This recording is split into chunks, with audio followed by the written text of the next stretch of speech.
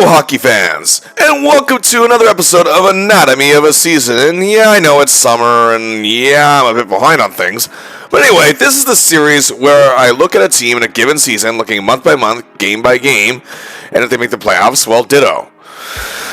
Well, as you know, 3 teams this past season celebrated their 100th anniversary, but it was very bittersweet for all of them, because neither of them made the playoffs. Be that as it may, they all have a celebrated history.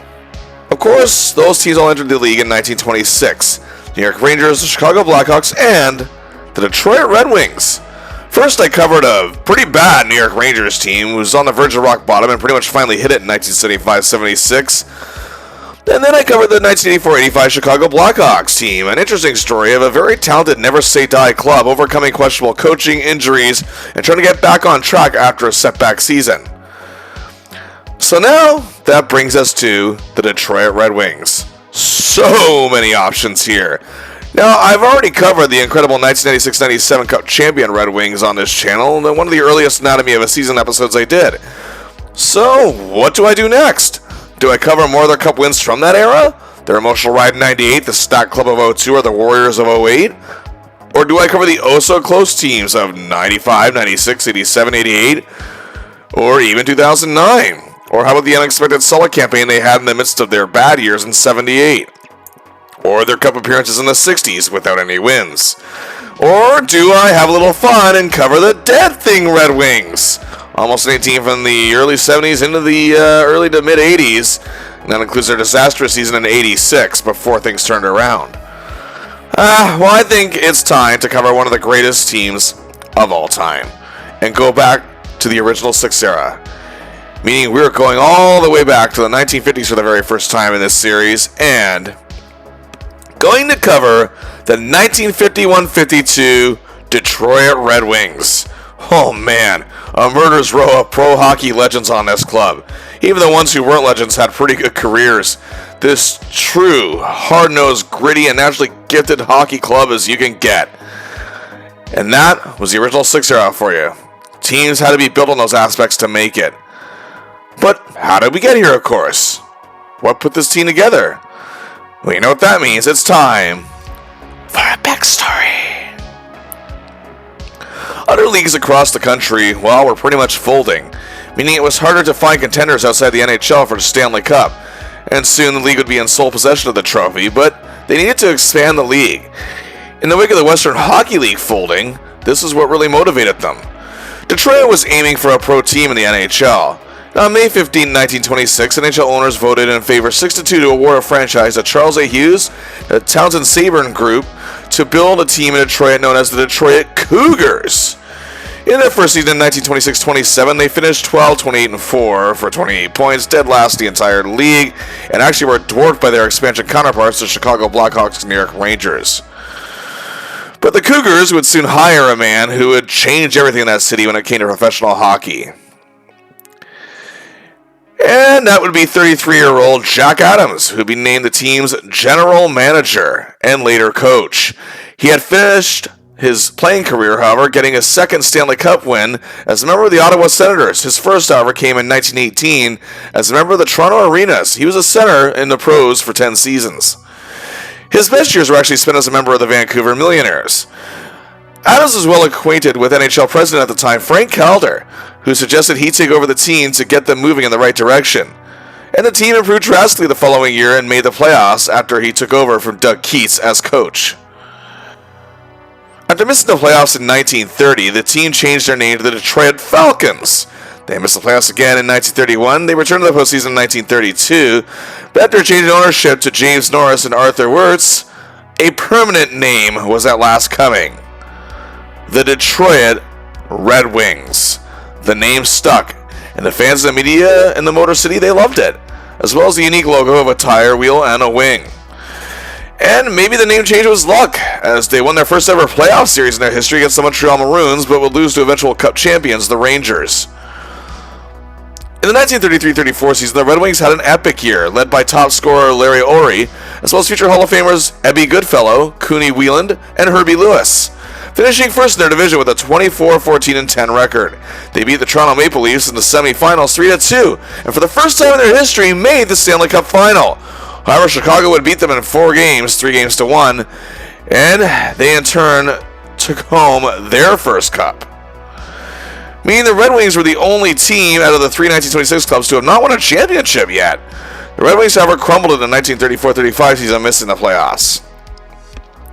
But Adams maneuvered his magic during that lowly season and acquired St. Louis Eagles forward Sid Howe, no relation to you-know-who if you're wondering, and acquired Bruins superstar Marty Berry in the offseason to join the club. The two were the final ingredients to the puzzle, and in the 1935-36 season, they won their division with a 24-16-8 record for 56 points and had the best record in the league. They breezed the Montreal Maroons in the semifinals and made it to the Stanley Cup and won the Stanley Cup for the very first time, 3 games to 1 over the Toronto Maple Leafs, finally bringing hockey's holy grail to the Motor City. The city of Detroit was becoming a city of champions to boot, making sports all the rage even more so, as the 1935 Detroit Tigers won the World Series and the Lions won the NFL Championship. So, the Red Wings in 1936-37 continued the winning trend, finishing 25-14-9 for 59 points. Again, best record in the league. Barry won the Lady Byng Trophy, as Normie Smith won the Vezina Trophy for least goals allowed. And it was a grueling journey, needing all 5 games to beat the determined halves. And then in the Stanley Cup Final, going toe-to-toe with New York in a very exciting series, also going 5 games, the Wings win their second straight Stanley Cup. Barry led all scores in the playoffs with 11 points. Only the second team to win back-to-back cups since the NHL took full control of the Stanley Cup in 1926. But then the Wings had one of those puzzling collapses in NHL history, winning just 12 games, finishing dead last division, which drew the ire of Adams, whose tight and almost sergeant-like leadership was growing in the sense of his displeasure. The Wings made the playoffs the next 2 seasons with losing records, but in 1940, they were ready to give a chance to a Melville, Saskatchewan native who had seen time with the Wings before, but was now prepared to be a more full-time asset to the team. His name is Sid Abel, a superb playmaker with elite vision who can make the perfect feed to start the perfect rush, and is a quintessential two-way forward, not afraid to do the dirty work in the corners of the boards and fight for puck possession. He's the type of player that Adams is keen on, which has great dimension in all zones of the ice. His junior career took off with the Saskatoon Wesleys, where he played in the Memorial Cup in 1937. And after that, he moved up a level to the Flin Flon Bombers in 1937-38, 12 goals, 16 assists for 28 points in 23 games, and the Bombers made an appearance in the Allen Cup. With the Red Wings minor league affiliate, the Pittsburgh Hornets, in the 1938-39 season, he scored 22 goals, 24 assists for 46 points in 41 games. He had 18 points in 21 games with the Indianapolis Capitals in the 1939-40 season. Also, over the past 2 seasons, he has played a combined 39 games for the Wings, had 2 goals and 6 assists for 8 points. Well, the Wings made a huge turnaround in the 1940-41 season, with Sid Howe leading the way and Sid Abel having a superb year, as well as emerging defenseman Jack Stewart. They finished 21-16-11, and it took 3 games in the best-of-3 to just eliminate the Rangers. Then they eliminated the Blackhawks in 2 straight, but unfortunately were swept out in 4 straight by the powerful Bruins. The 1941-42 season was a tough regular season, with only 19 wins, despite the big guns firing most nights. But be that as it may, they still slipped into the playoffs. They took out the Habs in 3 games in the best-of-3, and got some revenge, and stunned the heavily favored defending champion Bruins in a 2-game sweep. Then they faced off against the Toronto Maple Leafs in the Stanley Cup Final, led by the great Sil Apps. The Leafs, of course, were the heavy favorites, but the Wings stunned the hockey world when they took a 3-0 series lead and put them on the verge of a sweep. But that's when the unthinkable happened, for the first time in NHL history, as the Wings completely collapsed, and the team came back from a 3-0 deficit to win in the 7th game. The Leafs took home the cup. It was a humiliating loss that infuriated Adams and gave the Wings a very negative stigma, suffering again the biggest collapse in hockey history at that point, and still to this day of all time, maybe. The Wings then sought a path of redemption. And hey, that's exactly what they found. They bounced back. A fantastic 1942-43 season, finishing 25-14-11 for 61 points. Best record in the league, as the original 6 era was truly underway. And they got their revenge against the Leafs, beating them in 6 games in the semifinals. Then they got further revenge by sweeping the Boston Bruins, the team, of course, that beat them for the Cup 2 years prior, to win the Stanley Cup. Karl led the playoffs in scoring with 14 points, and Sid Abel had 13. The following year, the Wings finished 2nd in the NHL, but were upset by Chicago in 5 games in the semifinals. But they're about to bank on someone who would truly change the history of their club. That's Renfrew, Ontario native, terrible Ted Lindsay. And no, that nickname had nothing to do with his skills, more so his attitude. Despite standing 5'8" and 163 pounds and deemed too short for hockey, Ted played like he was 10 feet tall and had the toughness of a bare-knuckle brawler. He was fierce, intense, physical. It didn't matter if you were matched him in size, or if you're even shorter, or even much taller or bigger in stature. He'd hit you, and he'd hit you hard. But the man also knew how to maneuver the puck, fight for possession, make swift passes, and score sweet goals. He'd use the elbows, knees, or stick if he had to. He was a soldier in command of the ice. This is the type of players that GMs dreamed of in this era, and Adams truly loved the outlook of him. In junior, he began with the Toronto St. Michael's Majors, scoring 22 goals in 22 games, adding 7 assists for 29 points. After his time with them was over, he joined the Oshawa Generals, where he scored 9 points in 7 games in the Memorial Cup, leading them to a championship. The Wings had an excellent 1944-45 season and made it back to the Cup, but lost a grueling 7-game final to the Leafs. Lindsay excelled, however, in his rookie year. And while they had a mediocre year in 1945-46, they made the playoffs but were eliminated by Boston in 5 games in the semifinals. But in the offseason, another one of their prospects was ready to play, and oh yes, another game changer. Floral-born, Saskatoon-raised Gordon Howe, of course known to everyone, friends and enemies, as Gordie Howe, the future Mr. Hockey. He was the complete package: size, quickness, toughness. And indeed, he was a gritty farm boy growing up. It gave him strength in his arms and wrists. And using a unique straight wooden stick style, and could switch up shooting with either hand if he had to, giving him unpredictable angles to work with to help his passing abilities. His hand-eye coordination, top-notch. Deflection, batting pucks. He could do it effectively and could stick handles seamlessly through traffic while shielding possession of the puck with his imposing frame. Plus, he was just plain tough. He used those tough elbows, oh yes, and his frame to create space and punish opponents if they crossed him. And his physical assertion let him dictate the pace of a given game. After coming up through the rigorous terrain of Saskatchewan, he trained in Galt, Ontario as a teenager while working in a metal factory. He played the 1945-46 season, however, for the Omaha Knights of the USHL, where he scored 22 goals, 26 assists, for 48 points in 52 games.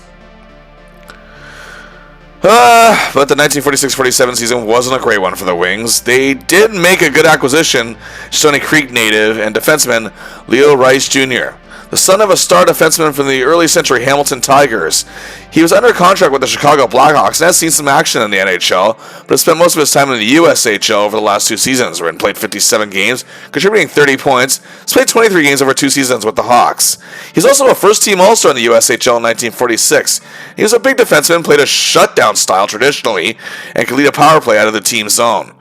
His addition helped the Red Wings defense a great deal. They did make the playoffs, but were beaten out in 5 games by the eventual champion Leafs. At the end of the season, after 20 years, Jack Adams stepped down as head coach, but will still remain running the team as general manager. But his successor would be none other than Tommy Ivan. At 36 years old, he was considered relatively young for a coach.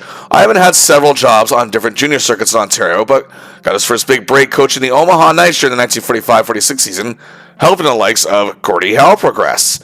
In the 46-47 season, he coached another Red Wings affiliate, the Indianapolis Capitals. He was a demanding taskmaster known for being tough, gruff, and highly structured. But he was also a tremendous motivator and technician.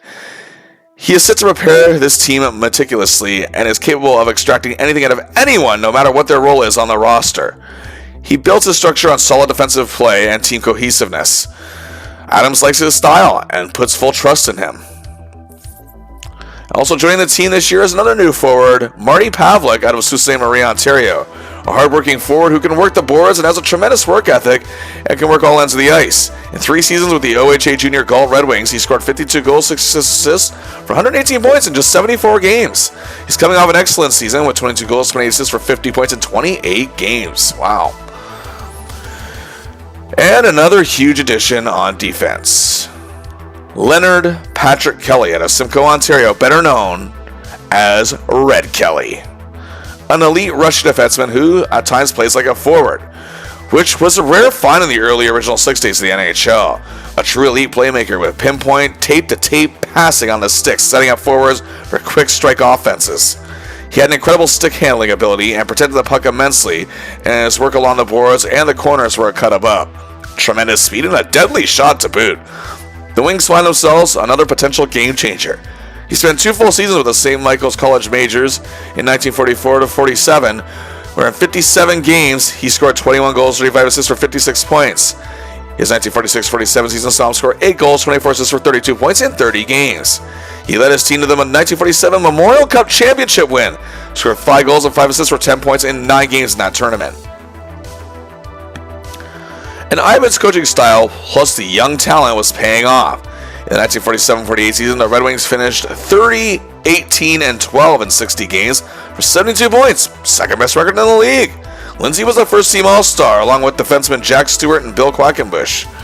They beat out a determined Rangers team in 6 games in the semifinals and returned to the Stanley Cup. However, the one team that finished better than them was the Toronto Maple Leafs, and they swept the Red Wings out of the finals. In the 1948-49 season, the Wings had an amazing year, finishing 34 wins, 19 losses, and 7 ties for 75 points, best record in the league. A new line was forming called the Production Line. Sid Abel, Ted Lindsay, and Gordie Howe. Abel won the Hart Trophy for the first time as league MVP, only the second Red Wing to win it, and the first since Ebbie Goodfellow in 1940. Howe and Lindsay were second-team All-Stars, the former having a breakout season. Defenseman Quackenbush took home the Lady Byng Trophy for excellence in sportsmanship, the second Red Wing to win it, and the first since Marty Berry in 1937. He's also a first-team All-Star, along with fellow defenseman Stewart. They had to survive a grueling 7-game series with the Montreal Canadiens, but came out the victors and made it to the Cup final again. And the Leafs was once again their opposition. And they had a rough season, actually, but they slipped into the playoffs. And their experience, however, still paid off, beating the favored Bruins in 5. Many thought the Wings would dominate the Leafs, but they were swept again. A performance that angered Jack Adams, and rumors were that he nearly fired Ivan after the season. Adams actually got rid of Quackenbush on a trade to Boston, as the ire of Adams was now being truly felt in Detroit. The 1949-50 season, however, was a biggie. The NHL schedule was now 70 games and saw the Red Wings finish with the best record in the league again. 37 wins, 19 losses, 14 ties for 88 points. Ted Lindsay's 78 points makes him the winner of the Art Ross Trophy as the league's scoring champion. Second in scoring, Sid Abel. Third, Gordie Howe. The production line living up to its name. Red Kelly was emerging and was named a second-team All-Star on defense, and they faced the Leafs in the semifinals, but a scary incident occurred in Game 1 when Gordie Howe suffered an injury that actually could have been fatal. He was trying to complete a check on Leafs star Ted Kennedy, but crashed hard into the boards, so hard, suffering a near skull fracture, and then a brain hemorrhage. And he was listed in critical condition at one point in the hospital. But like the fighter he is, he bounced back, but he was out for the playoffs. But the Wings, despite the discouragement, finally got revenge, inspired by their teammate, beating Toronto after losing the last 2 Cup finals to them in an exciting semifinal, winning in 7 games. They then came toe-to-toe with an underdog yet determined New York Rangers squad on a miracle run. It took 7 games and double overtime that 7th game as unlikely hero Pete Bonanno scored the Cup clincher. Gordie was on the ice to celebrate with his teammates at least, so the Wings win their 4th Cup in team history. At the time of all original 6 teams, the Leafs led with 8 Cups. No, I'm not kidding. The Habs had just 6 at that point, hard to believe. And the Wings were now 3rd with 4, as the Rangers and Bruins each had 3, and the Hawks had 2.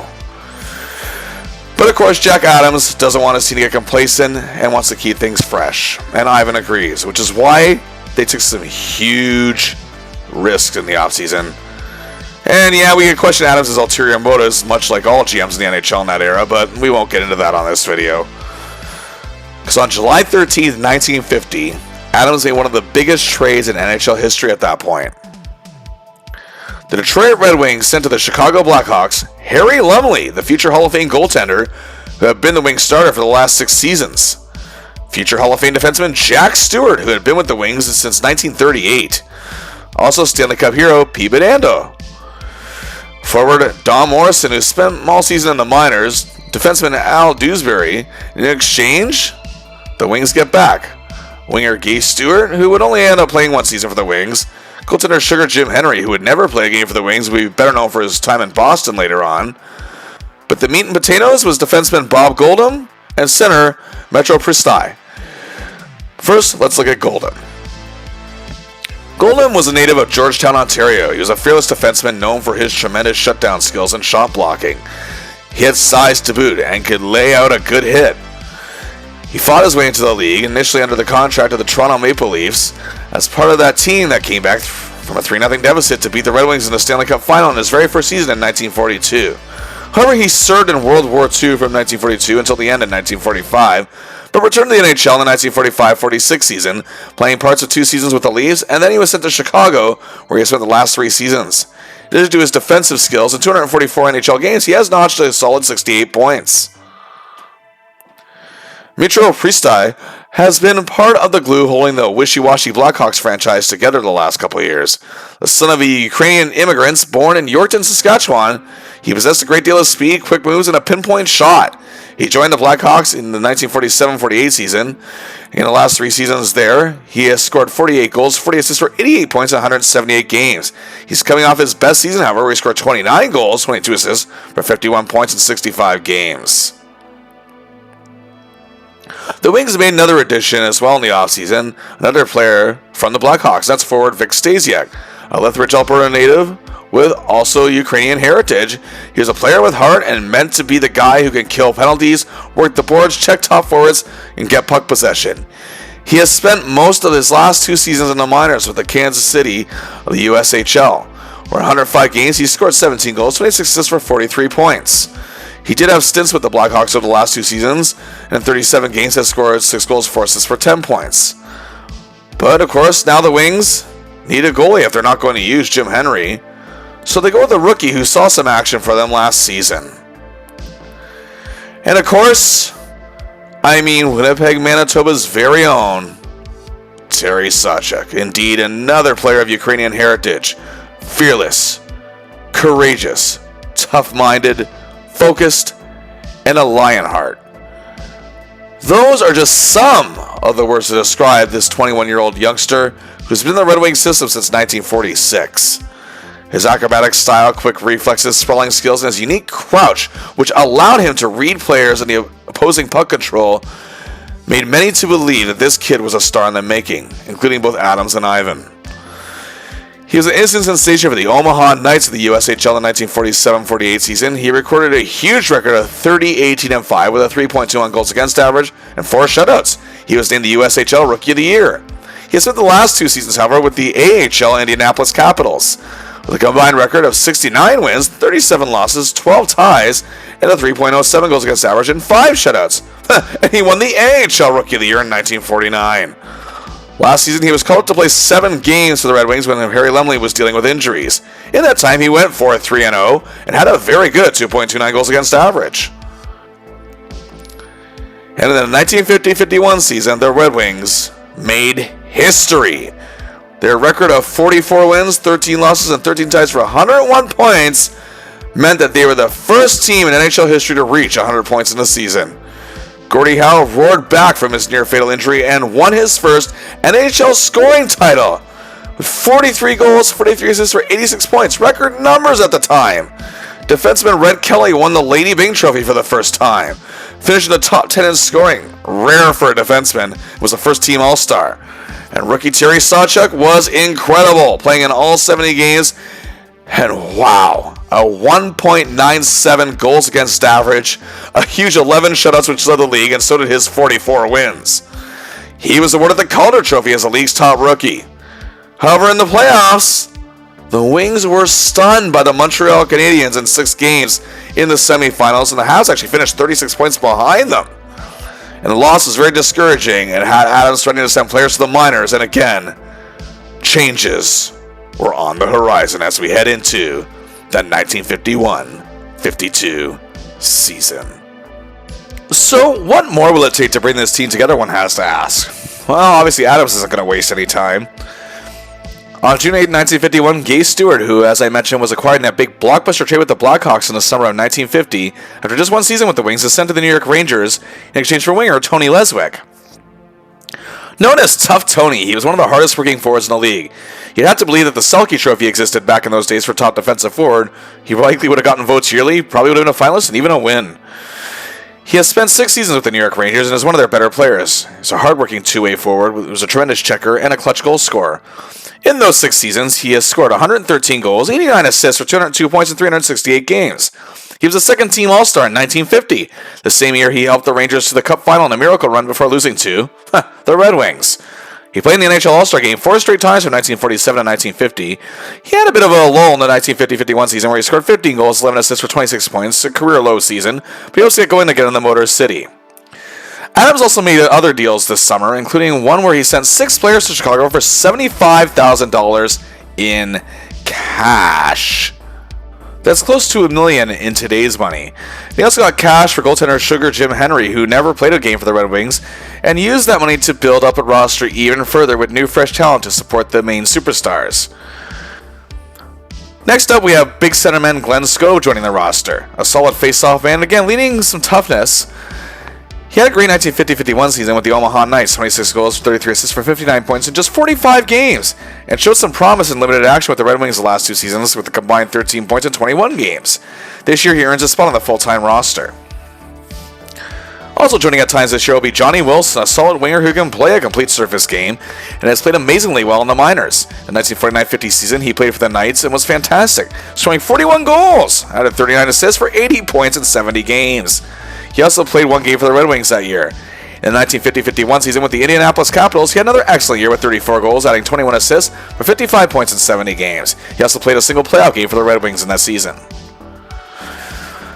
Also arriving this year, adding to their forward core, a nasty customer in Fred Glover, who could make some tremendous plays and also had a bit of speed. After a highly successful junior career with the Galt Red Wings from 1945 to 47, he joined the Knights in the USHL and had a very good campaign in 47-48 with 16 goals, 39 assists for 55 points in 65 games.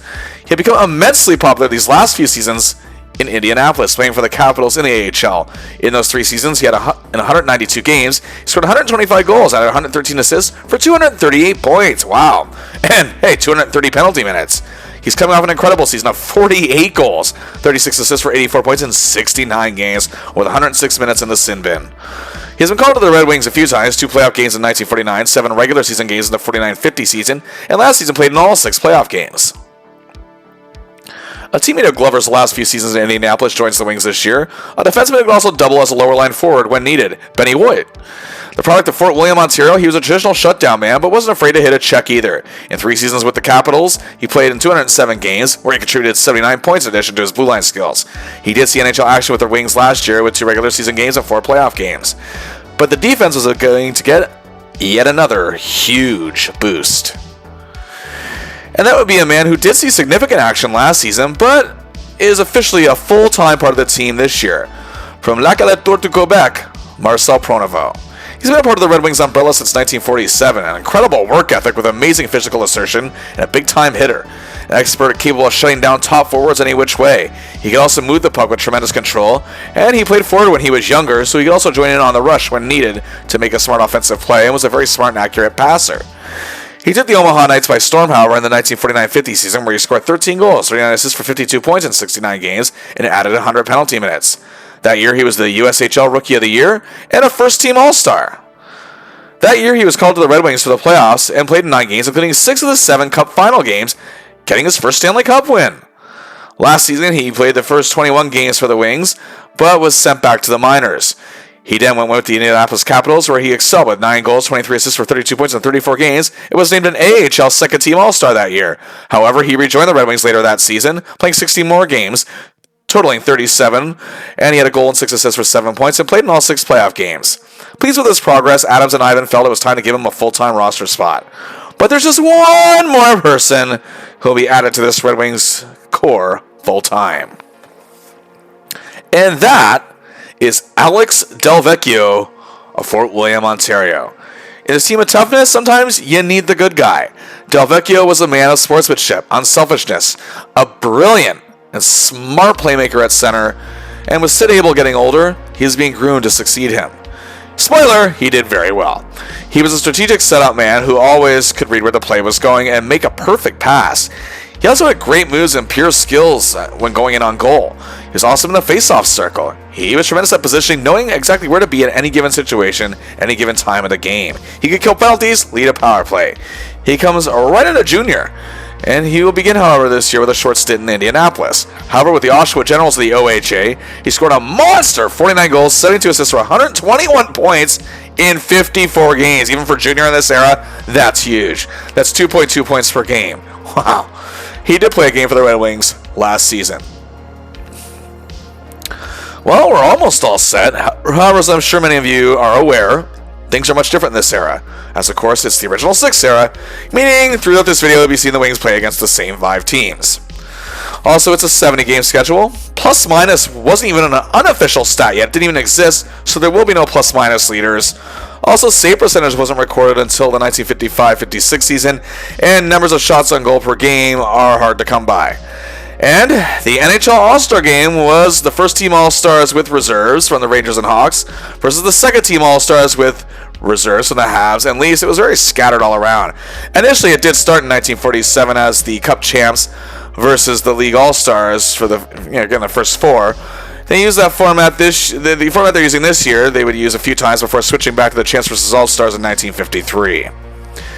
Well, anyway, representing the Red Wings, 6 total players and 4 first-team All-Stars. Gordie Howe making his 4th consecutive in overall appearance. Ted Lindsay makes his 5th straight in overall appearance, meaning he has played in all 5 All-Star games since the format started yearly in 1947. Red Kelly plays in his 2nd, and it's also the 2nd for goaltender Terry Sawchuk. Second-team All-Star Sid Abel, a veteran, playing in his 3rd, and Leo Reyes Jr. at defense, also playing in his 2nd. The game took place on October 9, 1951 at Maple Leaf Gardens in Toronto. Just 2 minutes into the first, Boston star Milt Schmidt began a power play that led to Ted Lindsay, who sets up Gordie Howe for the goal. And the first team strikes first. It would be the only Red Wings actions we'd see on the scoreboard. The game ended in a 2-2 tie. There was no All-Star MVP awarded during this era either.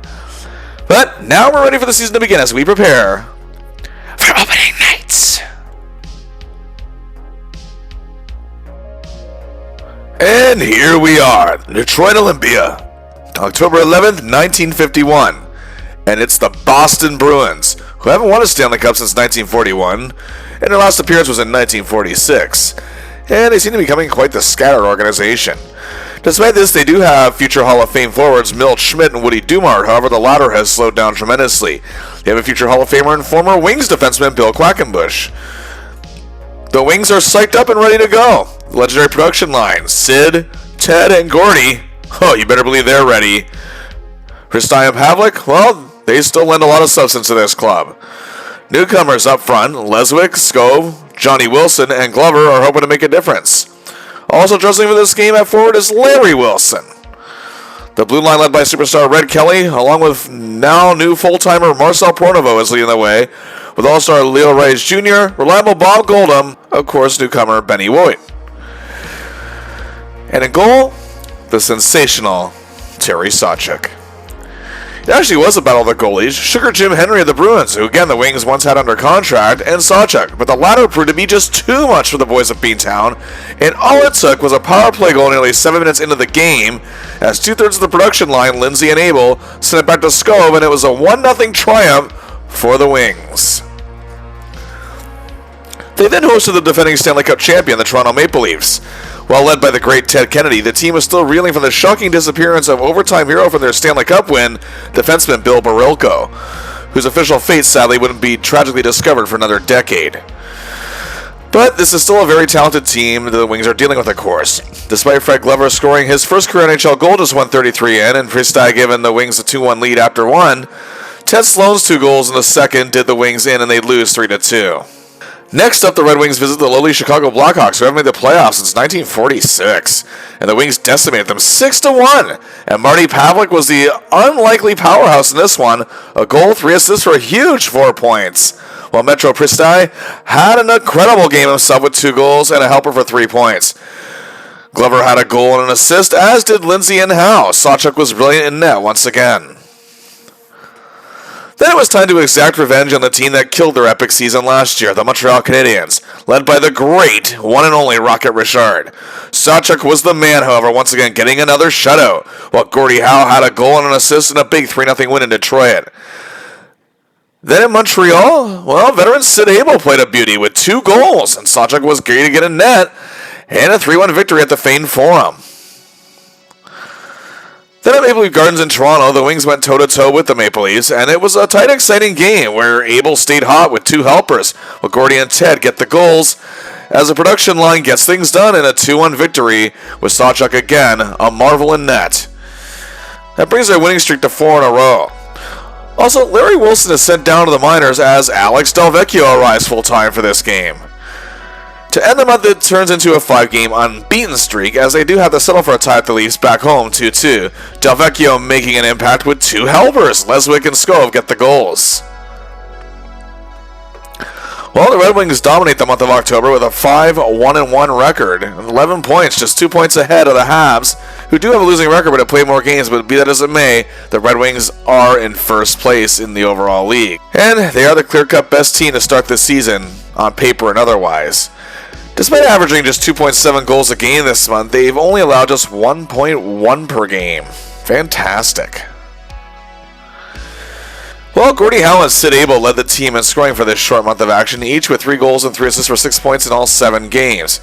Tied for third in scoring, Ted Lindsay with 2 goals, 3 assists for 5 points on the production line, again red hot. Whereas tied with Lindsay for third is Marty Pavlik, thanks to that big 4-point game against the Blackhawks. He has 5 points this month. Leswick played fairly well. Skov came up big in a couple games, but Glover was a big surprise this month, coming up big. Christie showed his usual consistency and played very good this month, but Larry Wilson didn't lend much substance, but Alex Delvecchio answered the call emphatically when he got his spot in the roster. And leading the men on defense delivered. That's Red Kelly and Marcel Pronovo. Each had 2 assists for 2 points, leading all defensemen in scoring, and producing in a big way for the Wings already so far this season, to nobody's surprise.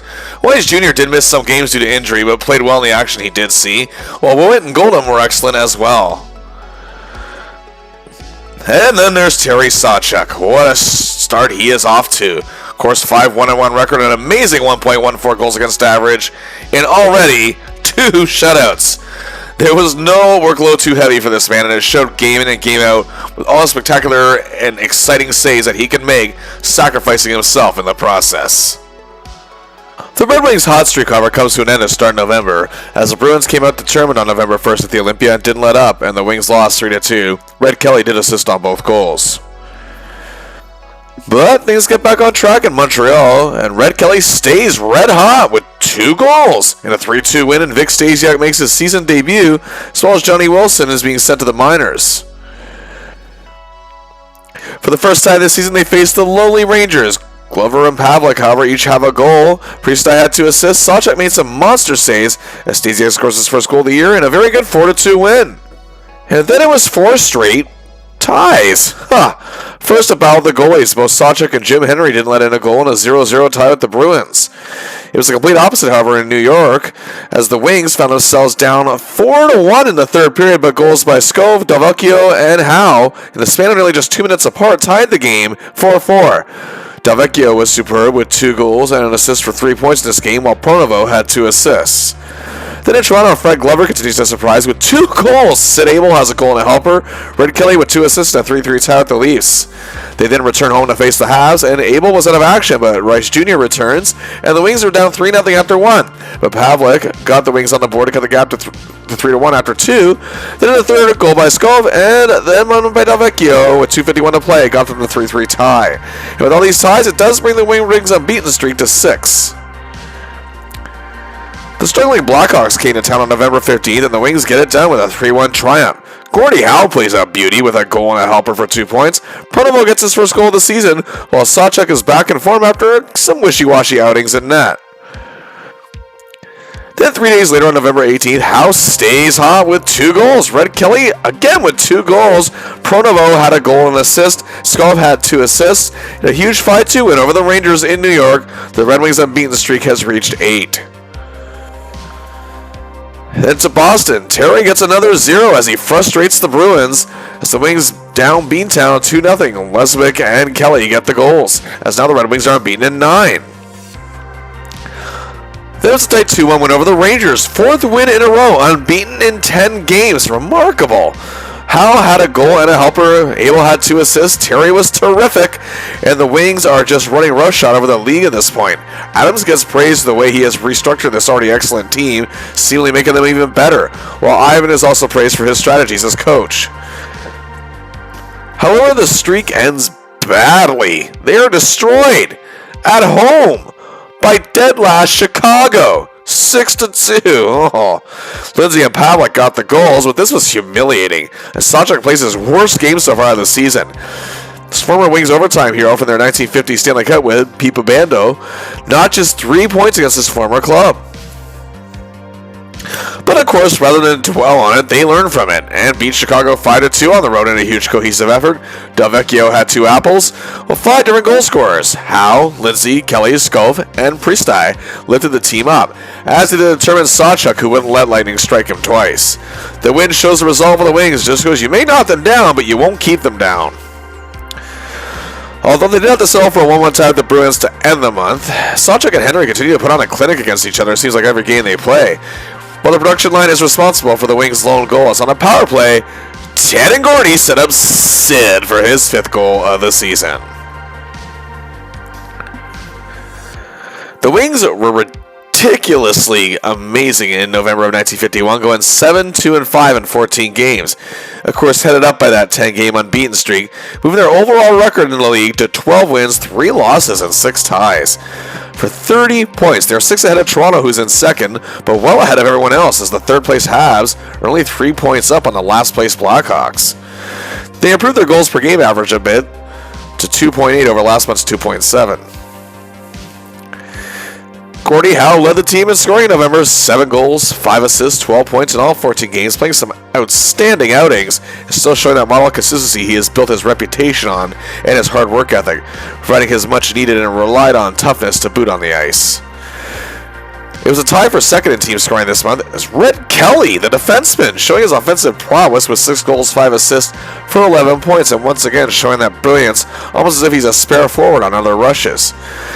And that tied in with terrible Ted, as Ted Lindsay shines through, giving the Wings an edge on many occasions with his 4 goals, 7 assists for 11 points in 14 games. Sid Abel played very well through the month, and rookie Alex Delvecchio put up some big performances as well. Fred Glover continues to be the big surprise, and Glenn Skov is playing excellently too. Vic Stasiak still provides some depth. Howlick and Priestai were quite good in their own right, and Leswick was pretty quiet. Well, Red Kelly, of course, as I'm sure you've realized, led the team in defensive scoring this month with 11 points, but also played well overall, as he always does, playing a difference maker on the blue line and beyond. It was also a great month for Marcel Pronovo once again. Bob Golden was also superb. Leo Rice Jr. returned to action and looked sharp as always. And Benny White came up big in many games. Larry Zadell, who was called up, also had some solid outings. Terry Sawchuk was once again a hero in net for the Red Wings, despite playing one really bad outing and a couple meh ones. He was steadfast in his skills, however, and in abilities more often than not. Of course, he went 7-2-5 playing in all games. He still had a big, excellent 2.14 goals against average and 2 more shutouts. So the Wings began December with a round of games against the 2 Canadian clubs. First, at home, they did drop a 2-1 decision against the Leafs. The production line again is responsible for the lone goal, Howe and Lindsay setting up Sid Abel. Red Kelly, however, was out of action for that game. However, he does return on December 5th in Toronto for a 2-2 tie. Skov got the first Red Wings goal. With the Wings down 2-1, the production line steps up again to tie it, this time Lindsay being set up by Gordie and Sid. And they have better luck, however, when they travel to Montreal, again getting the better of the Habs. Sawchuk defuels the rocket, no luck for Locke, and boom, can barely shoot a blank on Terry. As Detroit wins at 3-0, Leswick had a goal and an assist, playing his best game so far this year, while Priestai had 2 assists himself. Back at home against the Habs, they were down 2-0 after one period, and it was Delvecchio and Pronovo who stepped up to be the heroes, as Delvecchio scored a beautiful unassisted goal to cut the gap to 2-1. Then he sets up Pronovo at the point, who slaps home and ties it. And then Pronovo steals the puck and gives the Wings a 3-2 lead with his second goal of the game. They hang on to win it by that very margin. And then back home, however, they're finally able to get a W over Toronto as Lindsay, Pavlik, and Wood get the goals, and Kelly assists on 2 of them in a huge win. Sawchuk superb in a 3-1 triumph. Terry Sawchuk is again rock solid as the lowly Hawks can't get anything going against the Mr. Number 1. As the Wings garner a 3-0 win, Abel, Delvecchio, and Pavlik with the goals, the Wings now have won 4 in a row. Make that 5 wins in a row and 6 unbeaten as they start a 3-game road trip, beating the Rangers 3-1. Priestai has an epic game with 2 goals. Marty Pavlik has a biggie with a goal and a helper for 2 points. And Detroit's second and third lines doing their jobs very well this season, and this game is showing it.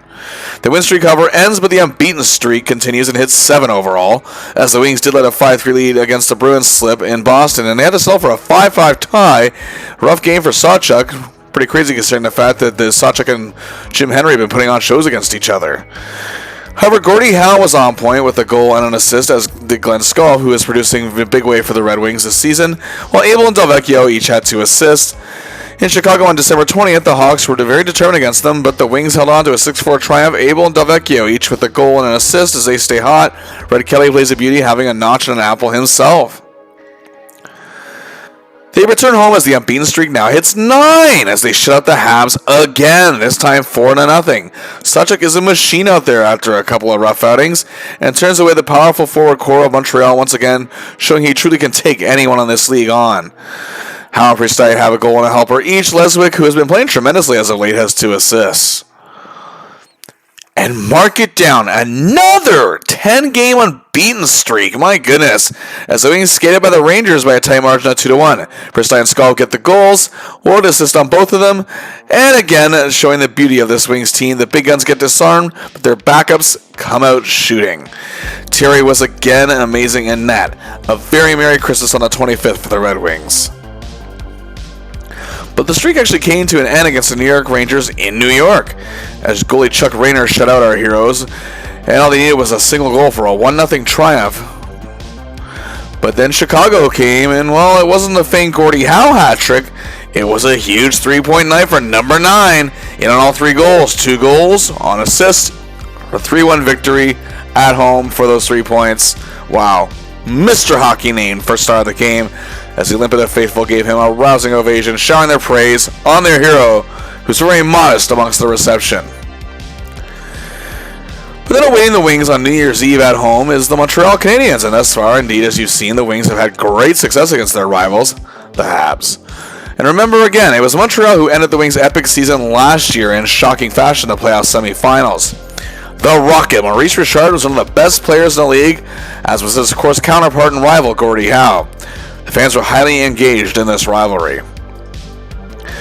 And the battle between the two began as the Rocket struck first, just 2:08 into the game. Approaching the midway point of the period, 9:15 in, however, Pronovo rushes out of his own zone, sees wide open, number 9, Gordie Howe, scores the goal to tie it, and we are deadlocked at 1-1, as he shows the Rocket he's ready to mount him pound for pound and perhaps goal for goal. And that's how the score stays, however, after the first. The Red Wings enter the second period on a power play, and just 22 seconds in, Red Kelly is in control of it, over on the wing to Lindsay, who puts it on the right spot for Gordie Howe, his second goal of the game, and giving the Wings a 2-1 lead. Gordie putting on a show, but Sawchuk was not. He let in 3 Habs goals, 2 by Elmer Locke, and the Wings find themselves down 4-2. And the period is winding down, and the Wings are again on a power play. Glover has the puck this time and finds terrible Ted, who sets it up for Gordie Howe. There it is, his 3rd goal of the game, a hat trick. Again, not the Gordie Howe hat trick, but still epic. His first hat trick of the season, 6th of his career. With 2 seconds left to play in the period, the Wings got to 4-3, but somehow they couldn't carry that momentum into the 3rd, and they dropped the game 5-3. Gordie Howe was named first star of the game for his epic night, given a rousing ovation from the Olympia faithful once again. Locke from the Habs gets the 2nd star, while the Rocket actually gets the 3rd. Not the way the Wings wanted to end the month, for sure, but either way, Mr. Hockey still putting on the spectacle that he often does. And also, despite that, the Wings had another superb month. Perhaps their best yet, going with a record of 9 wins, 3 losses, and 2 ties for December, bringing their overall record to 21-6 and 8 for 50 points. Still in first place, 12 points ahead of the second place Toronto Maple Leafs. The Wings are poised to run away with the league already this season. Of course, yet another 10-game unbeaten streak keeps them ahead of the pack. Once again, they increased their goals per game just a slight notch to 2.9 this month, up from 2.8 last month. Of course, with 6 points in the final 2 games to end the month, it shouldn't surprise anyone once again that Gordie Howe led the team in scoring in December. 9 goals, 6 assists, 15 points, averaging just above a point a game, the very first time that any Red Wings skater has done so in a given month this season. Coming in second and having a great month was Metro Prestai, who really turned up his motor this month and won many games to the Wings with 5 goals, 7 assists for 12 points. Coming in third again this month is terrible Ted Lindsay. 3 goals, 7 assists for 10 points, once again showing that tough as nails style, putting points on the board in addition to that, and again giving the Red Wings many wins and edge in the game. The other member of the production line, however, Sid Abel, also had another good month. Alex Delvecchio really brought his A game this month. Tony Leswick, after a bit of a slow start this season, really came alive in December. Pavlik scored some big goals for the Wings, while Skull continues to contribute a great deal as well. Glover's statistics may have gone down, but he's still providing depth out there, as does Vic Stasiak. Again, a great month for this forward core. And hey, of course, to nobody's surprise, Red Kelly's 2 goals, 7 assists for 9 points leads all defensemen this month. And he was outstanding in the Red Wings' hot streak, continuing to show that the opposing team can be in trouble no matter where his position on the ice at a given moment may be. Once again, Pronovo, however, is continuing to have a huge year, providing a great deal of presence. Leo Rice Jr. has his best month of the season so far, while Goldum also provides great plays from the blue line, and Benny Wood has his best month so far too. And of course, once again amazing in net this month was Terry Sawchuk. Him playing every game, going 9-3-2. He improved his goals against average this month with a 1.71, 0.43 smaller than last month. He also had, count him up, three shutouts. Man, the man has already fast become a hero in the Motor City, and it's easy to see why. He embodies the spirit, the hard-working spirit of the working man, game in and game out. Now we see what awaits the Red Wings in the calendar year of 1952. But the Wings begin the month in the new year of 1952, losing their second in a row. That's actually the first time this season that's happened. It's a 1-0 shutout loss to the Rangers. They return home to face the Bruins, and the production line was king, as was Red Kelly, in a 4-2 win. Red and Sid set up Gordie for his 20th goal of the season, and they opened the scoring in the second period, and it was tied 1-1 after that. Then Sid and Gordie set up Ted to make it 2-1. Red Kelly then set up Stasiak to make it 3-1. The Bruins cut the gap to 3-2, but with 34 seconds left in the third, Red sets up Ted, who scores his second of the game. Red gets his third apple, and Gordie and Sid each have 2 points. Wow, what a game for the Wings. It was more the same against the Rangers at home in a 5-2 win. Gordie Howe, 2 goals. He is red hot. Now, the last 5 games, 8 goals, 2 assists for 10 points, 2 points a game. Sid Abel is still playing well, and in this game again, he adds a goal, giving him 4 points in 5 games, while Terrible Ted, 2 goals, 5 assists for 7 points in 5 games. The production line doing what they do best and doing it oh so fantastically.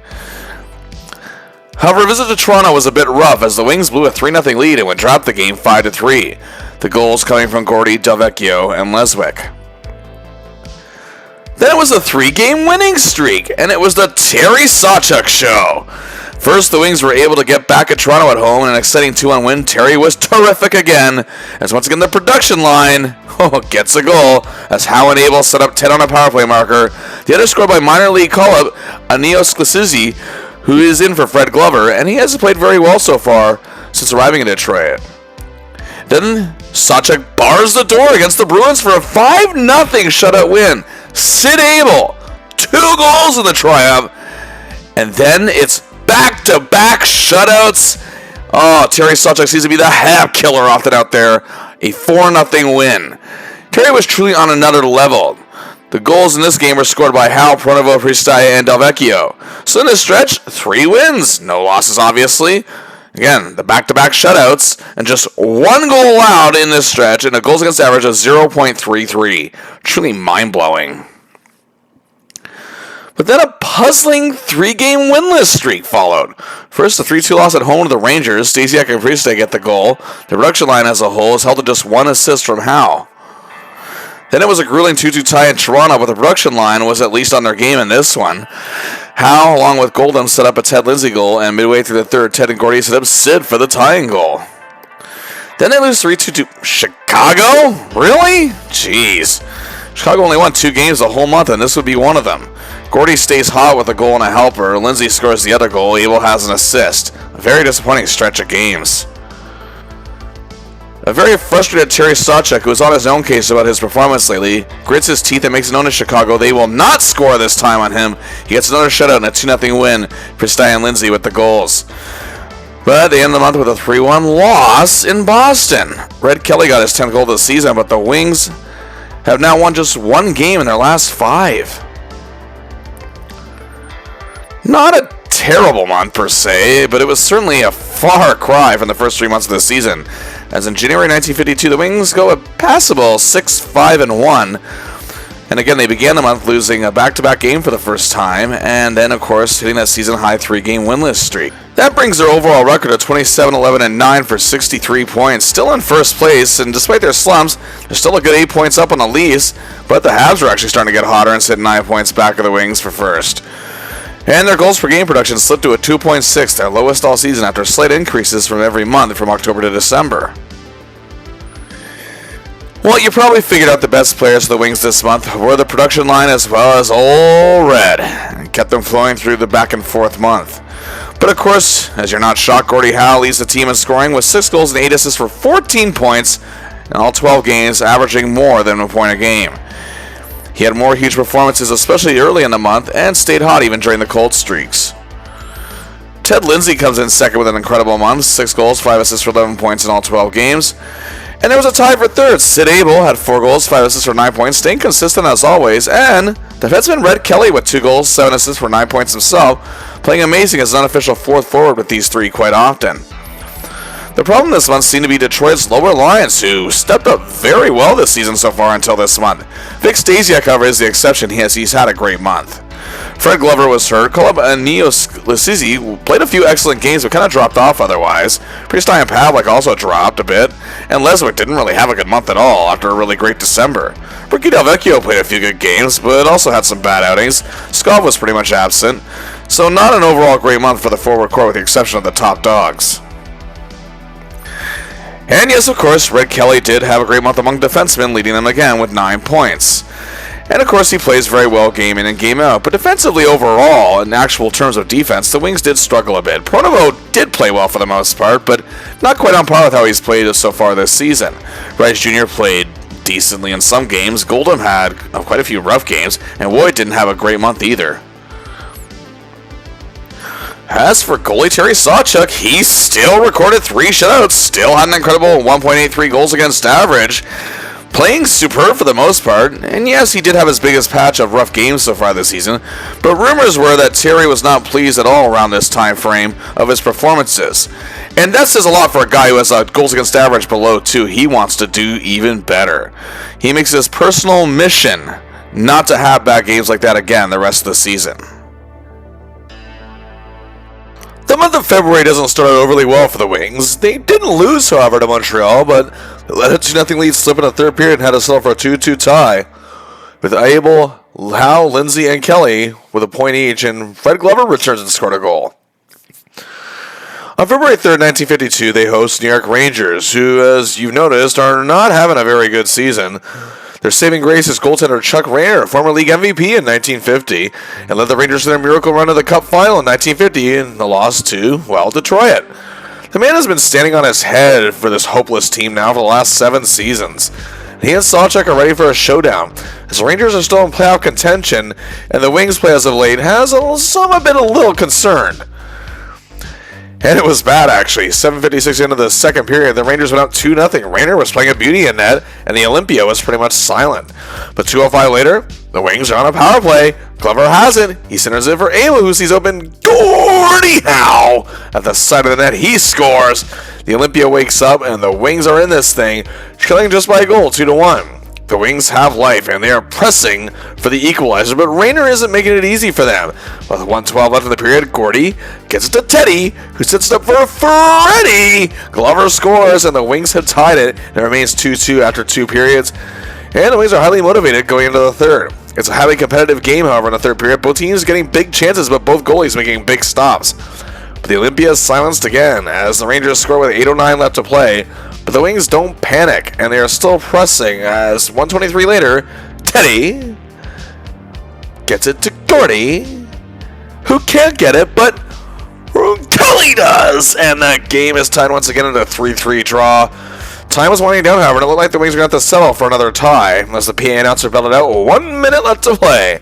However, with just 29 seconds to go, Sid Abel sees a wide open Ted Lindsay, who goes in alone on Raider! He shoots! He scores! Ted Lindsay gets the goal. The Olympia is shaking to its foundation. The Red Wings led 4-3, and they hold on for the final 29 seconds to win it by that same margin. A huge win for the Red Wings, looking like they're ready to get back to being dominant. Terrible Ted Lindsay. First star of the game, 1 goal, 2 assists, 3 points, a huge night. Second star, Gordie Howe. Count it up. 1 goal, 2 assists, also for 3 points. Rangers goalie Chuck Rayner gets the third star, but Sid Abel again plays great with 2 assists. And Fred Glover, who all season just pops out of nowhere with the odd great performance, does the same here in this game.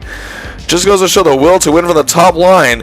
And Howe, Lindsay, and Abel aren't content on being guys who rack up just good stats and being superstars. It's not enough for them. It's all about getting the victory. Otherwise, they feel their stats are useless. It's just how it worked back then. And that momentum carried the Wings into a 5-3 win over the Habs at home. A huge cohesive effort, but the big hero on this one is Metro Pristai. 1 goal, 2 assists, 3 points. Gordy, Kelly, Wood, and Lindsay each have a goal and a helper. Pavlik had 2 assists. The ship once again seems to be sailing as a whole. But bad news. Sid Abel is hurt and he's going to miss some time. Johnny Wilson is recalled from the minors. But the Wings make it 3 straight wins. This time a 2-0 shutout against the Boston Bruins. Sawchuk plays his best game so far this month. He's outstanding, making saves that spin the heads of fans and the media. The goals were scored by Gordy, who was set up by Lindsay, and Lindsay gets one himself, set up by Howe and Kelly. The big guns fired up for this big win. Then it was off to Toronto, where they crushed some Leafs by beating the Leafs 3-1. Howe, Devecchio, and Lesbick get the goals. Sawchuk is again fantastic in net. Then visiting lowly Chicago, the underdogs were determined. Gordie Howe did score his 30th goal of the season, his third straight 30-goal season. But the Hawks were leading Detroit at 2-1 in the third period. Pristai tied it at the 8:28 mark, and then 3:26 later, Lindsay sets up Gordie for a second goal of the game, 31st of the year. The Wings skid away with a 3-2 win. And then Gordie Howe scored another 2 goals, this time against the Boston Bruins, and added an assist for a 3-point night in a 4-2 win. Oh my goodness, Mr. Hockey is ruling the league. The Wings win their 6th in a row and are now unbeaten in 7. The unbeaten streak hits 8 with a 1-1 tie against the Rangers. Howe continues to stay hot, scoring the Wings' lone goal, and Sawchuk put on another show.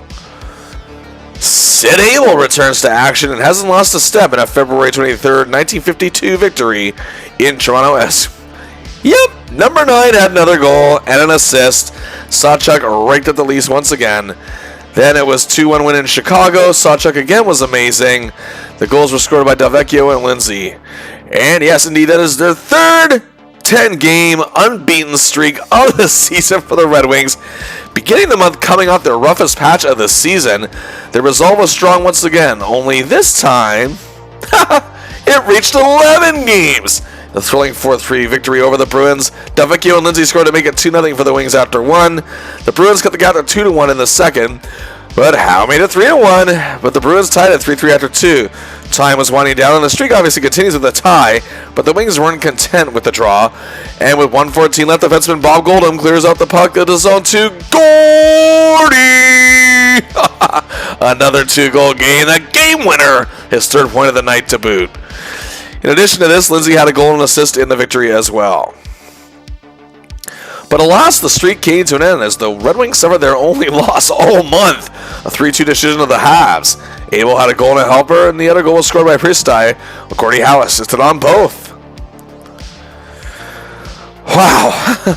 The Wings, who had their most lackluster month of the season in January, now have their absolute best of the season. An incredible record of 9 wins, 1 loss, 2 ties, bolstered by yet another large unbeaten streak, this time 11 games, bringing their overall record to a monster 36 wins, just 12 losses, and 11 ties for 83 points. They are dominating the league standings. 17 points ahead of the Montreal Canadiens, who are in second. And yes, they have clinched their playoff spot, making the postseason for the 7th straight season. And only need a win.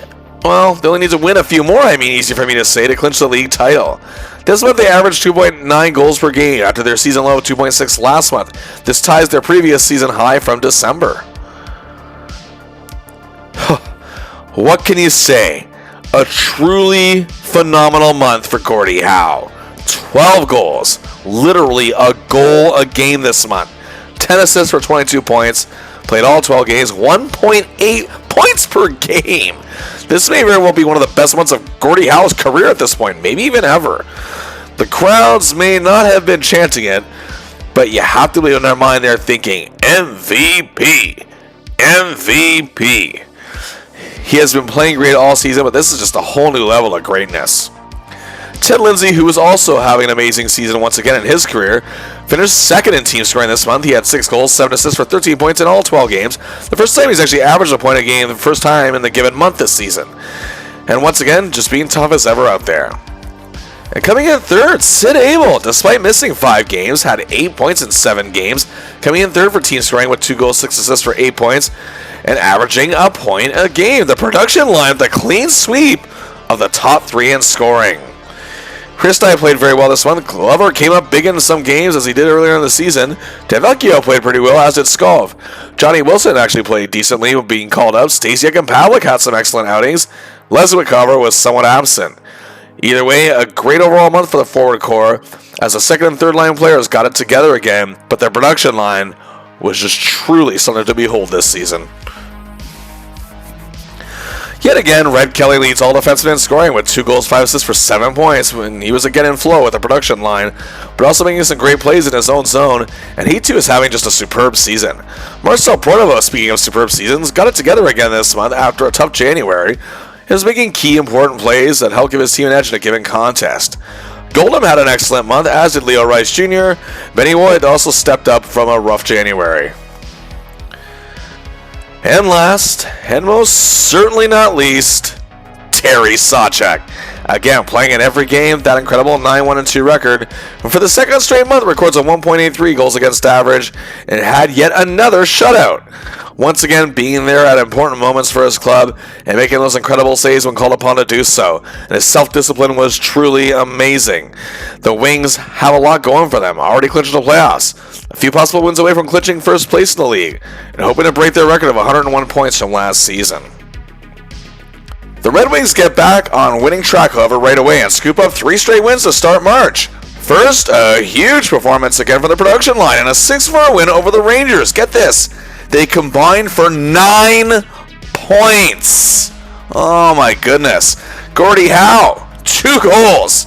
Sid Abel, a goal, 2 assists, 3 points. Ted Lindsay, 4. Count it, 4 assists. This trio is just unstoppable at this point.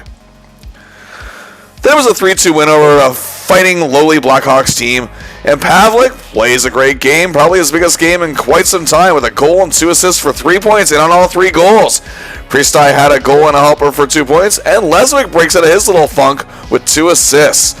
Oddly enough, after the 9-point night for the production line, they actually had none on this night again, showing just how big those Red Wings second and third line players can come up. Sawchuk was superb in net in this one.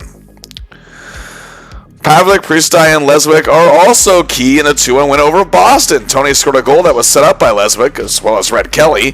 Pavlik scored a solo effort midway through the third period, which proved to be the tie-breaking game winner. This streak to start the month means that the Red Wings have officially clinched first place in the entire league for the 4th straight season. The Wings lose, however, to the Leafs in Toronto, a rough 6-3 outing. Sawchuk had a very bad night, and the Wings' goals were scored by Abel, Howe, and Larry Zadell, a defenseman subbing in for Benny Wood. And for Gordie, it was his 40th goal of the season, which is actually the 2nd straight time he has reached that mark. But back home, Sawchuk bounced back, and so did the rest of the club with some huge performances. Pristai, who is having a great month, has a monster game with a goal and 2 helpers for 3 points. And of course, Mr. Hockey, Gordie Howe, had those same numbers. Bob Goldham had 3 assists, having a huge game on the scoreboard, which we're not used to seeing. Alex Delvecchio had a goal and assist for 2 points, while Lindsay had 2 assists. But then the Wings dropped a 3-2 decision to a hotter-looking Boston team. Howe and Priestai get the goals, and for the latter, it's his 20th of the season, his 3rd straight 20-plus goal campaign. Then it was another 3 straight wins. First, a 6-1 humiliation, taking it to the Blackhawks. Huge gains from the big guns here. Red Kelly, 2 goals, an assist, 3 points. Ted, 2 goals. Marty, 2 goals. Sid, 2 apples. Alex, 2 apples. What a showcase. And then another win in Chicago, this time 4-0. Sawchuk gets a 0 once again, but the story was rookie Delvecchio, giving a glimpse into the future with a goal, 2 assists for 3 points, the biggest game of his career at this point. Lindsay stays hot with 2 goals, and then more major performances in a 7-3 win over the Rangers. Terrible Ted this month is terrific Ted. 2 goals, 2 assists, 4 points. 8 points in 3 games for Lindsay. That's close to 2.7 points per game. Oh my goodness. Wow. Gordie Howe, 2 goals, an assist, 3 points. MVP. Sid Abel, 3 assists. Havlik, a goal, an assist, 2 points. Glenn Skov, 2 assists. Man, like in this team, can any of them be stopped now at this point? Well, the Habs actually came close. It was a 3-3 tie and a seesaw battle, the Wings preserving the draw thanks to a goal by Pavlik with 4:38 to play. Leswick plays another beauty with a goal and a helper for 2 points. Lindsay keeps his hot streak going with a goal and has 9 points in 4 games. Oh my goodness. And the Wings were ready for the regular season finale. And yes, indeed, it's another game against their hated rivals, this time at home, the Montreal Canadiens at the Olympia on March 23rd, 1952. Sellout crowd on hand, of course. And once again, to the NHL's absolute best scoring off, Gordie and the Rocket. And the Rocket actually strikes first with a beautiful solo effort to make it 1-0 Habs, just 2:25 into the game. And they are keeping the Wings down as the period progresses and the Olympia has grown silent. But with 1:54 left in the period, Ted Lindsay fights the puck, wins the battle, goes in on goal, and the opposite wing and finds Gordie Howe, and Mr. Hockey scores goal number 45, as he's already surpassed his career best from the year prior of 43, and the Red Wings get the huge tying goal, and the Olympia erupts. The Wings know how important this game is for momentum and just flat out wanting to crush their rivals. 52 seconds later, however, Rise Jr. clears the puck out of the Red Wings zone and gets to open. Gordie Howe sees Ted Lindsay for the goal. And just like that, the Wings have a 2-1 lead going in the first intermission. Our heroes aren't looking to coast into the postseason. They want to make an emphatic statement. However, the Habs tied at just 2:06 into the second, and it looked like we may have a game here. But just 1:36 later, Sid Abel is in possession of the puck. He is well covered, but he makes a pass to open. Gordie Howe! His 2nd goal of the game, his 3rd point, restored the Red Wings lead. They are now up 3-2. The production line is truly out of this world. But just 2:07 later, it was time for the Young Guns to come out blazing as Marcel Pronovo, getting the puck out of the zone, rushes up the ice and sees open Alex Delvecchio, who goes on McNeil. He shoots, he scores, and the rookie gets his 15th of the year and gives the Wings a 4-2 lead. They damn sure didn't let the Habs get any momentum, and it remains 4-2 after 2 periods. And then, 3:16 into the 3rd period, the Habs coughed up the puck near their own zone. It lands on the stick of number 9. And Gordie Howe scores his 47th goal of the year, notches a natural hat trick, his 2nd Hattie of the year, 7th of his career thus far, and the Wings lead at 5-2, but they're not quite done yet. Nearly 11 minutes into the 3rd, Stasiak makes a play that actually fools the Habs, getting the puck to Ted Lindsay, who finds the back of the net, his second goal of the game, his third point of the game. It's also his 30th goal of the year. The second time in his career he has reached that mark, and reaching it for the first time since the 1947-48 season. 6-2 Red Wings. And then the youngins get another chance to shine as 127 later. Del Vecchio, who has just been red hot lately, takes the puck and sets it up perfectly for Johnny Wilson and gives the Red Wings a 7-2 lead and an eventual win, making the statement they wanted to make against second place Montreal. What an exclamation point to end the season with. And the man in the spotlight, first star of the game, who else? Number 9, Mr. Hockey, Gordie Howe. Count it up. 3 goals, a natural hat trick all on even strength, adding an assist for a monster 4-point night, getting the standing O at the O. And what a game for Ted Lindsay. Count it up. 2 goals, an assist, 3 points, second star honors indeed. And the rookie, the future of the Red Wings, Alex Del Vecchio. A goal, a helper, 2 points. What a way to end this regular season. He is named third star of the game. Truly a spectacle of the night and a season for the Red Wings. Another incredible month to end the season. A record of 8-2-1 in 11 games, bringing their final regular season record to 44 wins, 14 losses, and 12 ties for 100 points. Right on the button. Just one shy of the NHL record for 101 points that they set last season. But they do become the first NHL team in history to record back-to-back 100 points in the season. No team would accomplish that feat until 1972. 20 years later, when the Bruins had their second straight 100-point season. Well, and the Red Wings finished 22 points ahead of their nearest rival, the Habs, in second place. This month just goes to show the fire of this club. They'd already clinched the playoffs going into March. They just needed that 3-game winning streak that started the month to clinch the best record in the league. But they didn't let up one bit. And get this, they averaged nearly 4.5 goals per game. Their previous best month was 2.9, both in December and last month in February. 1.6 difference. That is ridiculous. For the first time this season, Ted Lindsay actually leads the month in scoring, as now he has made his case for possible MVP candidacy. 9 goals, 10 assists, 19 points in all 11 games, 1.7 points per game. They say Lindsay starts the year always tough and ready and still producing, but actually gets nastier, grittier, and better as the year goes on. That's certainly the case. For the first time this season, Gordie Howe doesn't lead the team in scoring, but does have another great month. 10 goals, just slightly under 1 per game, adding 7 assists for 17 points, and he too played in all 11 games. He wasn't content on simply taking it easy going into the postseason. That's just not his style. And it was a tie for third in scoring, as rookie Alex Del Vecchio, who got progressively better as the season went on, had his best month of his career so far. 4 goals, 8 assists, 12 points in 11 games. He truly came alive. And learning from some of the best, it benefited him greatly, as he is showing the heart of the competitor that he has and has earned his spot on this club.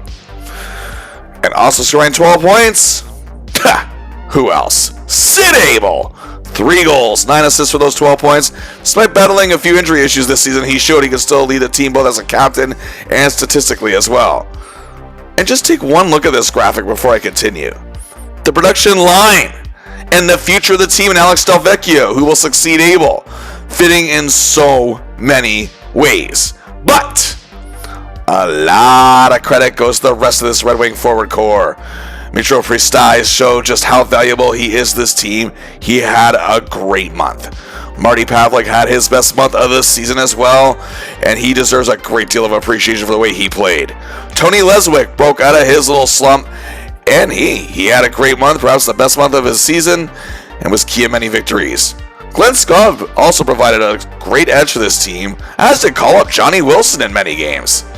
Stasiak and Glover didn't rack up huge stats this month, but they actually didn't really need to.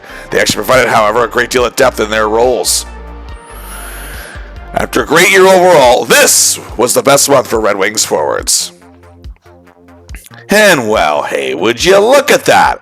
Red Kelly, as he has for every month this season, leads the defense in scoring with 4 goals, 5 assists, 9 points, this time in 11 games.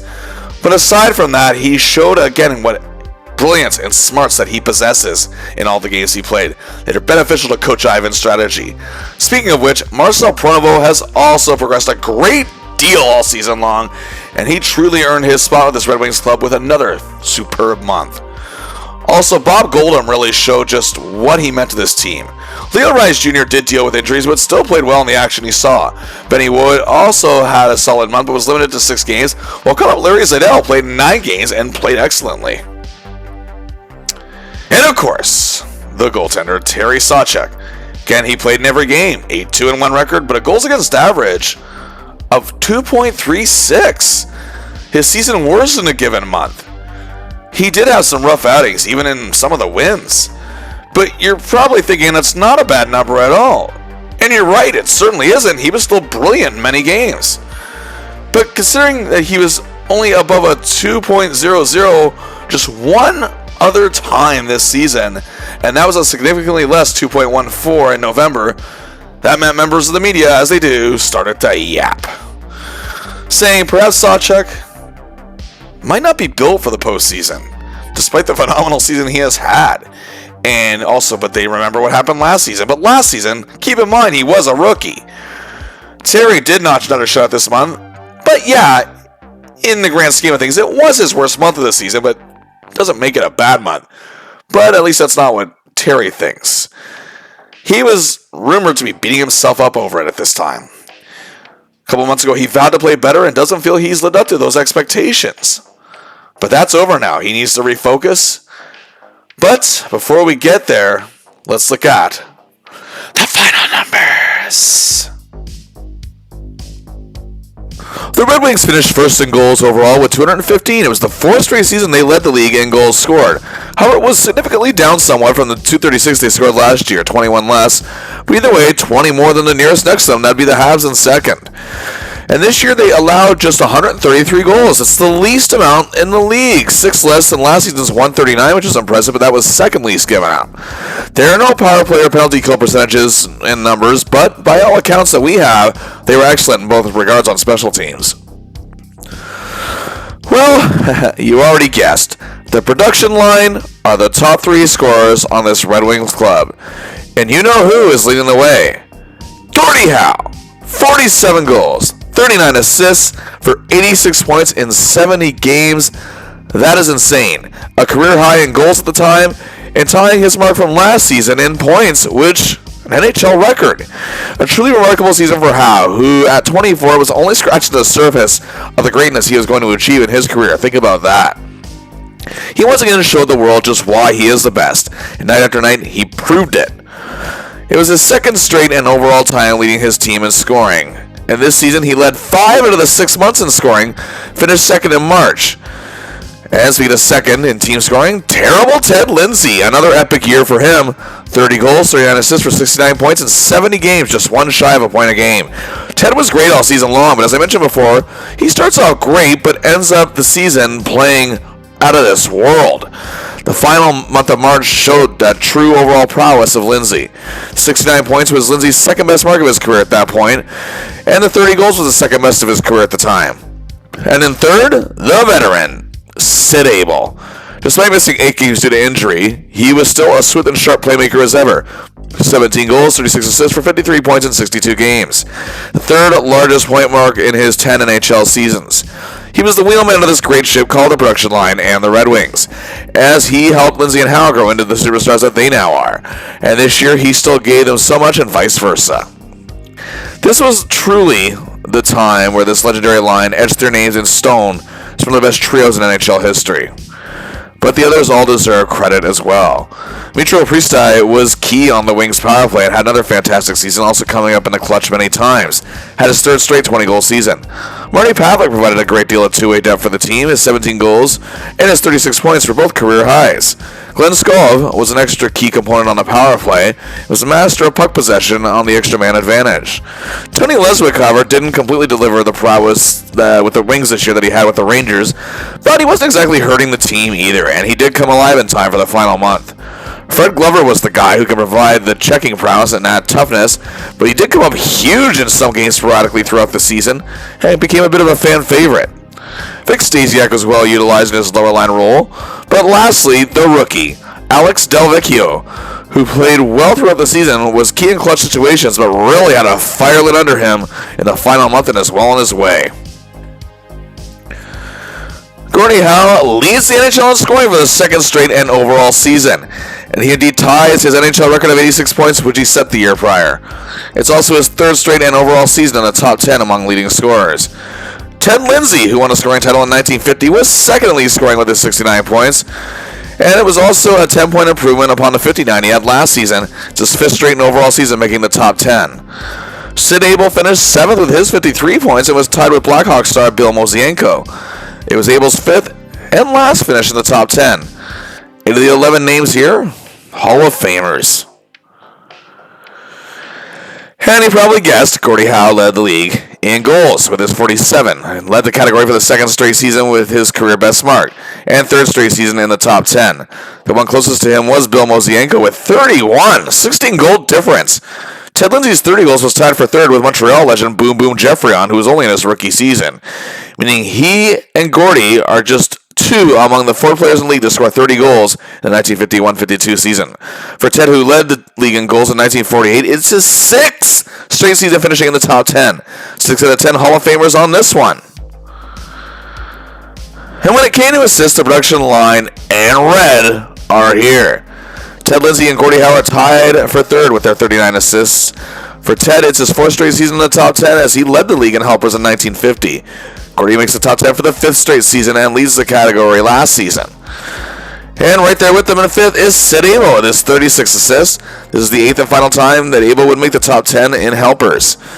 And in a three-way tie for eighth is defenseman Red Kelly with his 31 assists. He is tied with George G of the Hawks and Paul Ronti of the Rangers. The second straight season for Kelly, finishing the top 10 in apples. Gordie Howe finishes number one for even strength goals, as all but his 6 came 5-on-5. Mosienko and Wally Hergesheimer had 25. That's 16 less than Howe. Wow. Ted Lindsay is tied for fifth with 20 even strength goals with Toronto superstar Max Bentley. This is Ted's sixth straight season finishing in the top 10. He led the category in 1948. 7 out of 10 Hall of Famers in this one. And on the power play and goals, we had 2 out of 3 of the production line here. Ted Lindsay gets the closest. His 9 extra man markers are in a 3-way tie for third with Rocket Richard and Don Raleigh. Just one back of leaders Bernie Geoffrion and Todd Sloan. This is the third time Lindsay has reached the top 10 in extra man markers, the last time actually being 1949. Finishing in a 3-way tie for 6 with 8 power play goals is Sid Abel, tied with Leafs all-star Ted Kennedy and Sid Smith. Sid makes the list for the 4th straight, Abel that is, and 5th overall time in his career. He led the category in 1949. And what do we have here? Tied for 9th, Glenn Skov, with 7 power play markers out of the 12 he scored all year in terms of total goals. He is tied with Habs icon Elmer Locke. And on the other side of special teams, shorthanded goals. Defenseman Red Kelly shares the 5-way lead with his 2. He is tied with George G., Reg Sinclair of the Rangers, Red Sullivan of the Bruins, and Floyd Curry of the Montreal Canadiens. Kelly showing he really is a master of the special teams prowess. And now we go to the clutch, and hey, big shock! Gordie Howe leads yet another category with his 10-game winners, his second straight year leading the category, third time making the top 10. And rookie Alex Delvecchio is tied for 4th with 6. He is tied with Bill Mosienko, also for the Hawks, and Sid Smith of the Leafs. And Marty Pavlik is tied for 7th, scoring 5-game winners. It's his first and only time in this category. He is tied with Ed Sanford of the Bruins. There is a 6-way tie for 9th place with 4-game winners, which included Mitro Priestai, third straight season in the top 10, and Glenn Skov, who also made it. And offensive point shares. Gordy leads again with a huge 11.6. That's the career best at that point. Leading the category for the second straight season and making the top 10 for the third straight. Ted Lindsay is second with a 7.7, making the top 10 for the fifth straight season. And defenseman Red Kelly finishes third, just showing the fourth forward in himself as making a major impact. He's the only defenseman in the top 10 and finishes third with a 5.9. This is his third straight season making the top 10. And finishing 10th is Sid Abel with a 4.8. Fifth and final time he makes the top 10 in offensive point shares in third straight season. And of course, with all this Gordie Howe hoopla, he wins his second straight in overall Art Ross Trophy, which is, of course, for the leading scorer in the league, awarded since the 47-48 season. Howe has now won it twice. Lindsay won it once, so 3 out of the first 5 winners in the history of it are Red Wings. And now to defense. Oh, the defense. And, of course, Red Kelly led the team in defensemen scoring all season long with 16 goals, 31 assists for 47 points. These were ungodly defensive scoring numbers for the era. It was the second best point total of his career at this point. In addition to his excellent offensive prowess, Kelly was, again, everywhere on the ice when needed. Penalty kill, power play, covering top forwards, shutting them down. He did it all for his team.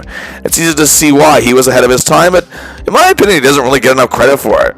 Like the ones who would come after him, like Orr, Coffey, Bork, McGinnis, Leach, or Makar. Marcel Pronovo, who struggled to stay on the roster last season, finally shows he is ready to be among the best in the league. He had an incredible season, was always impactful on the ice, and despite not racking up the same offensive numbers as Kelly, he still produced a lot of presence on rushes, still had his assertive shutdown game. You have to believe if plus-minus was a stat at this time, he would have been pretty dominant. It truly made people take notice of his play this season and became very popular among fans of Motown. Bob Goldham, the longtime veteran of the Corps, also provided great leadership and credible presence, and always made his time on the ice count in a huge way. Had a fantastic season. Leo Reyes Jr. had the best season of his career and fit in well with his teammates. But the big surprise this season was actually Benny Wood. The rookie was given a chance by Tommy Ivan, who liked the youngster's hustle, and the gamble paid off in a huge way, and he too has won the city of Detroit over. Larry Zadell also deserves a bit of credit for the 19 games he played as well. He also showed tremendous presence. Red Kelly's 47 points led all defensemen in the NHL, his third straight season leading all blue liners in scoring. Marcel Pronovo was actually 9th among defensemen in scoring, with 7 goals, 11 assists for 18 points. But when it came to defensive point shares, it was dominated by the Red Wings blue line, as all 5 of their main defensemen this year made the top 10. And this 6.1 rating is shared by 2 wings, leading the way. Veteran Bob Goldham and youngster Marcel Pronovo. For Goldham, this is his second straight season making the top 10. Red Kelly is just behind them in third with a 5.9, making the top 10 for the 5th straight season. Every season he's been in the league. And of course, the unsung hero, Benny Wood, was 5th best in the league with a 5.1. Leo Reyes Jr. was 9th with a 4.8. Oh my goodness. 5 out of 10 wings, showing they indeed did have the best blue line in the league. 5 out of 10 on this entire list, however, are all Hall of Famers. Unfortunately, however, the Norris Trophy for the league's top defenseman was not introduced until the 1953-54 season. And spoiler, Red Kelly was actually the first winner of the award. Marcel Pronovo would go on to be a finalist 3 times. And goaltending, yes, Terry Sawchuk played every minute for the Red Wings this season, all 70 games in what was his sophomore season. And of course, his final record of 44, 14, and 12, equaling the wins he had last season. An outstanding 1.90 goals against average, besting his mark of 1.97 from his rookie season. And 12, count him up, 12 shutouts, passing his mark of 11 last season. He was, in a word, marvelous. He drove himself to be the best, and it showed constantly. He was what tough goaltending was all about. He excited the fans, however, too, and lifted them to their feet with his spectacular saves. But for him, it was about getting the win, not just the save. Despite having some tough outings near the end of the season, he still led his team to victory, well, much more often than not.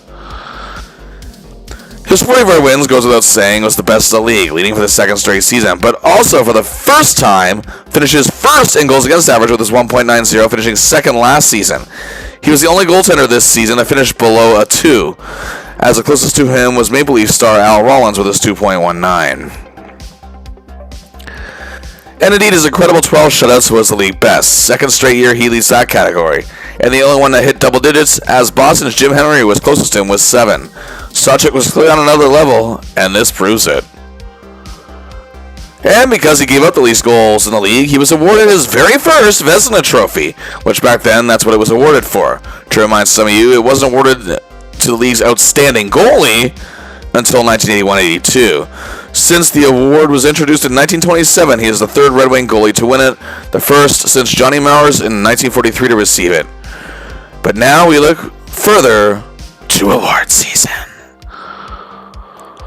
The Lady Byng Trophy for Excellence in Sportsmanship saw Red Kelly once again be a finalist, an award he actually won last season and came in second for voting back in 1950. He again came second this year with his 27 votes, losing out to Leaf star Sid Smith. What's really disheartening is that no Wings rookies, especially Delvecchio, got any votes for the Calder Trophy as the league's top rookie. And now...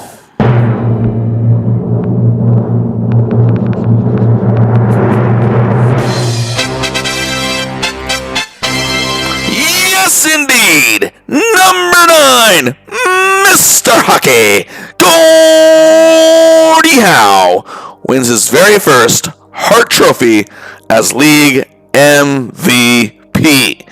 After being a finalist last season, he gets his just due this season. This season, Gordie Howe, he had one for the ages. And as great as he has been already in his career, many feel this was truly the year that made people see the big game performer he really is. Terry Sawchuk, however, came up just short of being a finalist, getting 13 votes, coming in fourth. And lastly, but not leastly, we wrap up things with the Team All-Stars, and 4 spots out of the 6 are taken up by the Red Wings. Gordie Howe is, of course, the first Team All-Star for the second straight season and second overall time in his career. He was also second Team All-Star in 1949 and 1950. Ted Lindsay at left wing is a first-team All-Star for the 4th time and third straight season. He also cheated in 1948. He was a second-team All-Star in 1949, and in the last 3 seasons he has made it overall to the first. Red Kelly was selected on defense for the second straight season and overall time in his career. Made it to the first team and made it to the second team selection in 1950. And Terry Sawchuk makes his second straight and overall first team selection in goal. What a lineup this truly is. A portrait of the original 6 era. And indeed, that does it for part 1 of our look at the 1951-52 Detroit Red Wings. And we get ready for part 2, which is indeed playoff time. Please like and share the video, subscribe to the channel, leave a suggestion in the comments as to which team you'd like to see covered in the future. And until part 2, I'll see ya.